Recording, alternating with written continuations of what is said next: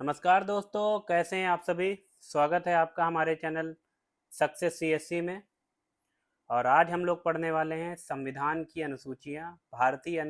जो भारतीय संविधान में है उसमें कितनी अनुसूचियाँ हैं और उन अनुसूचियों में क्या क्या बताया गया है, इसको आज हम लोग जानेंगे।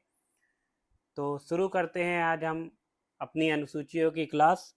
तो अगर आपको ये वीडियो पसंद आए तो हमारे चैनल को लाइक और सब्सक्राइब जरूर करें और इस पे बेल आइकन दबाना बिल्कुल भी मत भूलें। चलिए शुरू करते हैं आज की क्लास। जो हमारा संविधान होता है वो कितने भागों में विभाजित किया जाता है, तो सबसे पहले हम जानते हैं इसे 22 भागों में विभाजित किया जाता है। और इसमें कुल कितने अनुच्छेद हैं? इसमें 395 अनुच्छेद हैं और 12 अनुसूचियां हैं। यानी वर्तमान में जो भारतीय संविधान है वो 22 भागों में विभाजित है और उसमें 395 अनुच्छेद और 12 अनुसूचियां हैं। अगर मूल संविधान की बात करी जाए तो मूल संविधान में 8 अनुसूचियां थी और इन्हें बाद में क्या होता है, 4 महत्वपूर्ण अनुसूचियां जोड़ी जाती हैं जो कि संवैधानिक संशोधन द्वारा। और वर्तमान में कितनी अनुसूचियां हैं? वर्तमान में 12 अनुसूचियां हैं। तो आगे हम लोग देखेंगे वो 4 कौन कौन सी अनुसूचियां जोड़ी गई थी।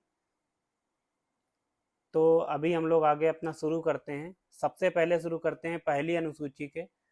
तो संविधान की जो पहली अनुसूची है उसमें क्या बताया गया है?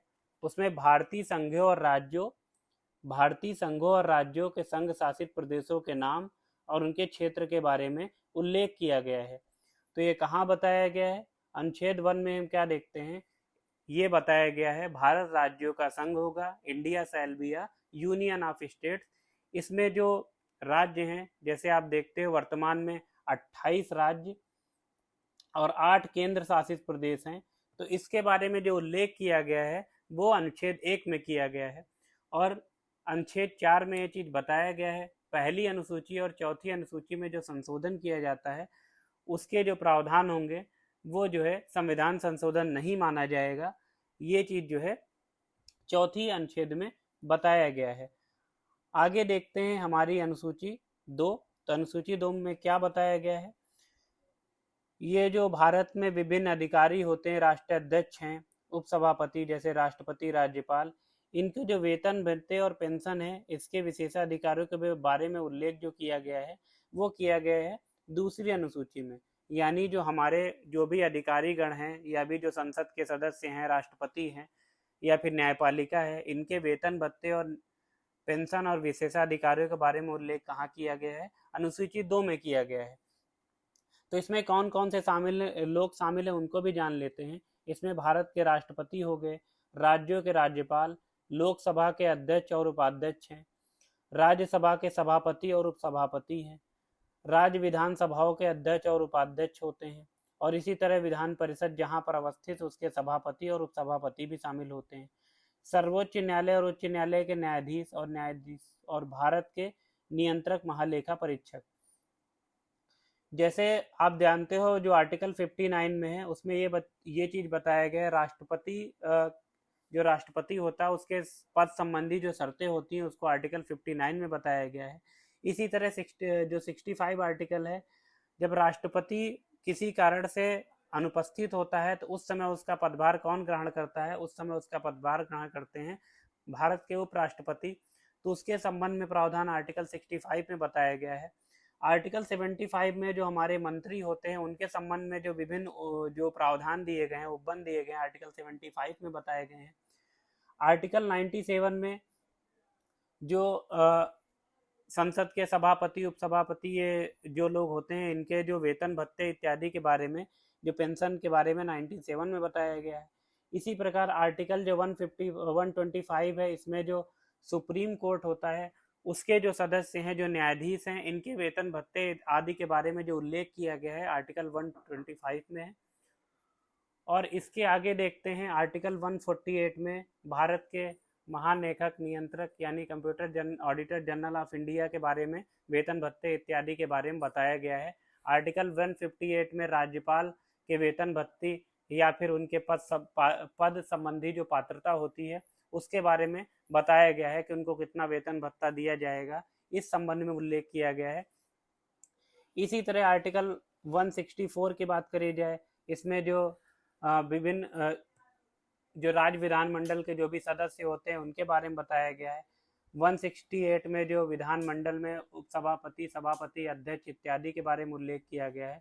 आर्टिकल 221 की बात करी जाए तो इसमें जो हाई कोर्ट हैं उसके जो न्यायाधीश होते हैं उनके वेतन भत्ते इत्यादि के बारे में उल्लेख किया गया है।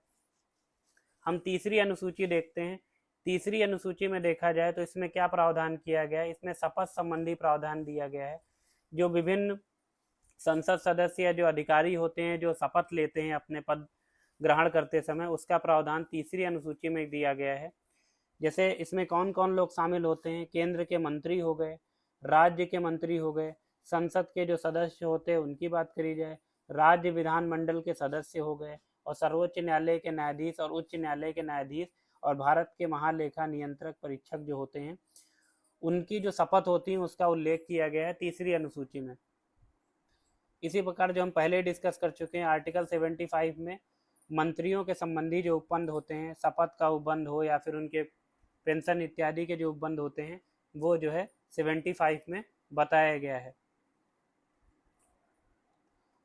आर्टिकल 124 की बात करें तो आर्टिकल 124 जो है जो सर्वोच्च न्यायालय, उच्च न्यायालय के जो न्यायाधीश होते हैं उनके शपथ संबंधी प्रावधान के बारे में डिस्कस किया गया है। उच्च न्यायालय के जो न्यायाधीश उनके शपथ संबंधी प्रावधान 2219 या 219 में डिस्कस किया गया है। और महालेखा परीक्षक के बारे में जो 148 आर्टिकल होता है उसमें उनके शपथ संबंधी प्रावधान के बारे में उल्लेख किया गया है। चौथी अनुसूची में हम लोग देखते हैं जो राज्यों की जो राज्यसभा में सीटों के आवंटन संबंधी जो प्रावधान किए गए हैं, यानी राज्यसभा में सदस्यों की संख्या अर्थात सीटों के आवंटन के बारे में जो उल्लेख किया गया है वो चौथी अनुसूची में किया गया है। जैसे अनुच्छेद 80 में हम लोग क्या देखते हैं, अनुच्छेद 80 में देखते हैं जो राज्यसभा की संरचना क्या होगी उसके बारे में हम लोग जो है अनुच्छेद 80 में देखते हैं। तो वर्तमान में राज्यसभा में कितनी सीटें हैं, 250 सीटें हैं। पांचवी अनुसूची में हम लोग क्या देखते हैं, पांचवी अनुसूची में जो अनुसूचित क्षेत्रों और अनुसूचित जनजातियों के लिए प्रशासन और नियंत्रण के बारे में उल्लेख किया गया है, वो पांचवी अनुसूची में किया गया है। तो आर्टिकल 244 भी यही कहता है, जनजाति क्षेत्र या अनुसूचित क्षेत्र के प्रशासन और नियंत्रण संबंधी प्रावधान अनुच्छेद 244 में बताए गए हैं। छठी अनुसूची क्या है, छठी अनुसूची जो पूर्वोत्तर के 4 राज्य हैं यानी असम, मेघालय, त्रिपुरा, मिजोरम, इन राज्यों के जनजातीय क्षेत्रों के प्रशासन के बारे में उल्लेख किया गया है। आर्टिकल 244 में हम पहले ही डिस्कस कर चुके हैं। तो आर्टिकल 244 जो असम, मेघालय, त्रिपुरा, मिजोरम है, इसमें जनजाति परिषद या फिर जो देखते हैं जो जिला स्तर पर जनजाति परिषदों का गठन किया जाता है। ये जो जनजाति परिषदें होते हैं जो विभिन्न जनजाति समुदायों के हितों का नेतृत्व करती हैं और उनके बारे में जो है प्रावधान करने का कार्य करती हैं। आर्टिकल 275 जो है जो राज्यों मतलब केंद्र राज्यों को अनुदान देता है, तो अनुदान का एक भाग जो है जनजाति और अनुसूचित जो क्षेत्र जो अनुसूचित जनजाति अनुसूचित क्षेत्र होते हैं उनसे संबंधित भी किया जाता है। सातवीं अनुसूची में क्या होता है, केंद्र राज्यों के बीच शक्ति संबंधी बंटवारे का उल्लेख जो है सातवीं अनुसूची में किया गया है। तो अनुच्छेद 246 के अंतर्गत इसका उल्लेख किया गया है। इसमें 3 अनुसूचियां होती हैं जिसमें संघ सूची, राज्य सूची और समवर्ती सूची शामिल है। तो अब ये देखते हैं कि ये कभी कभी एग्जाम में ये भी पूछ लिया जाता है कि यह जो विषय है किससे संबंधित है, किस सूची से संबंधित है। चलिए हम शॉर्ट में कुछ जो विषय हैं उनको भी देख लेते हैं। तो संघ सूची के विषय पर सिर्फ कौन, केंद्र ही सरकार ही कानून बना सकती है। इसमें विदेशी मामले, युद्ध एवं शांति, देश की प्रतिरक्षा, रेल हो गया, बैंकिंग हो गया, मुद्रा हो गया, परमाणु शक्ति, जो इस टाइप या फिर कह सकते हो जनसंख्या संबंधी जो प्रावधान होते हैं जैसे जनगणना संबंधी प्रावधान, ये सब संघ सूची के अंतर्गत शामिल किए जाते हैं। राज्य सूची के संबंध में वो प्रावधान शामिल किए जाते हैं जिस पर राज्य जो है राज्य को विधि बनाने का अनन्य अधिकार होता है, जिस पर राज्य सरकार कानून बनाती है। उस पर पुलिस हो गया, जेल हो गया, कृषि, स्वास्थ्य, स्थानीय प्रशासन आदि को शामिल किया जाता है। तीसरी होती है समवर्ती सूची, जिसमें केंद्र और राज्य दोनों ही कानून बना सकते हैं यदि कानून के विषय समान हो। तो केंद्र सरकार द्वारा जैसे कोई भी कानून बनाया जाएगा वो ही मान्य होगा। बाकी राज्य अलग से भी कानून बना सकते हैं, लेकिन अगर सेम विषय पर अगर केंद्र सरकार भी कानून बना देती है तो केंद्र सरकार का कानून प्रभावी माना जाएगा। इसमें शिक्षा, वन, विवाह और तलाक संबंधी प्रावधान किए गए हैं, दिए गए हैं। 8वीं अनुसूची में हम लोग क्या देखते हैं, 8वीं अनुसूची में जो है हम लोग जो संविधान द्वारा मान्यता प्राप्त भाषाएं हैं उनके बारे में उल्लेख किया गया है।